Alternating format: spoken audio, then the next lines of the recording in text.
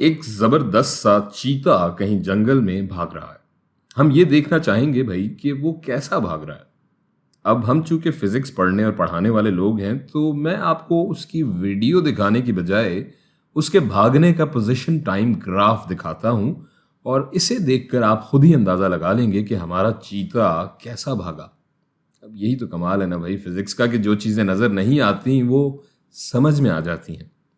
ये velocity time graph हमें बताता है कि किसी भी जिस्म या शय की वक्त या टाइम के किसी भी मखसूस लम्हे पर वेलोसिटी क्या थी।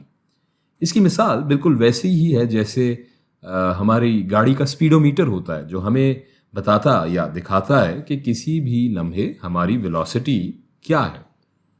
आइए देखते हैं कि ये ग्राफ हमें क्या बता रहा है। यहाँ हम देख सकते हैं कि जीरो टाइम पे चीते की वेलोसिटी भी जीरो है, लेकिन जैसे जैसे टाइम बढ़ता जाता है, इसके साथ साथ हमारे चीते की वेलोसिटी भी बढ़ती जाती है।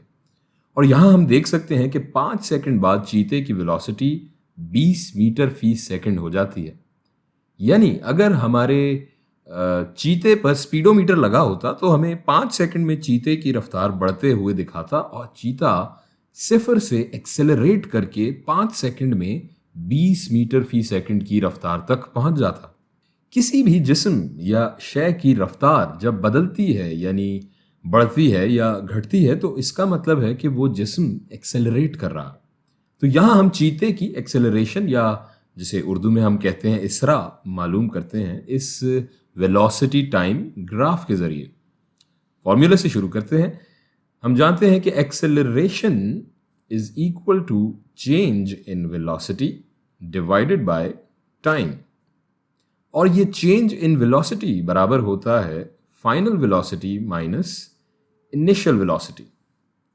तो जनाब यहाँ वैल्यूज हम प्लग इन करते हैं। हमारी एक्सेलरेशन हो जाएगी a इज इक्वल टू, ये हमारी फाइनल वेलोसिटी 20 माइनस ये हमारी इनिशियल वेलोसिटी 0, क्योंकि चीता साकित हालत से हरकत में अपने आता है, शुरू करता है भागना, डिवाइडेड बाय हमारा जो टाइम है वो बराबर है 5 सेकेंड्स के, और ये बराबर हो गया जनाब 4 मीटर पर सेकेंड स्क्वायर।